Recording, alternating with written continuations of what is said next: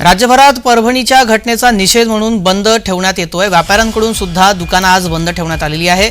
परभणी घटनेच्या निषेधार्थ बारामती बंदची हाक देण्यात आलेली आहे। आंबेडकरवादी संघटनांकडून बारामती बंद ठेवण्यात आलेला आहे।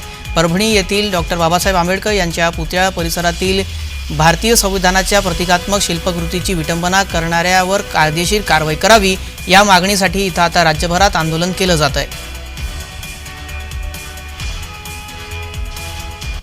परभणी येथील घटनेच्या निषेधार्थ आणि परभणीमध्ये आंदोलकांवरती झालेल्या लाठीचार्जच्या हल्ल्यामध्ये एक जणाचा मृत्यू झाला। या प्रकरणी आज आंबेडकरवादी संघटनांनी महाराष्ट्र बंद पुकारलेला आहे। मी सध्या बारामतीमध्ये आहे। बारामतीमध्ये देखील सर्वच आंबेडकरवादी यांनी बंदचं आवाहन केलं होतं आणि व्यापाऱ्यांनी देखील या बंदला उत्स्फूर्त प्रतिसाद दिल्याचं पाहायला मिळत आहे। या ठिकाणी सर्व दुकाने जी आहेत ती बंद ठेवण्यात आलेली आहे। या घटनेच्या निषेधार्थ आंबेडकरवादी संघटना जी आहे ते बारामती शहरातून मूक मोर्चा देखील काढणार आहेत। त्याचबरोबर या ठिकाणी जाहीर निषेधाची सभा देखील या ठिकाणी घेण्यात येणार आहेत।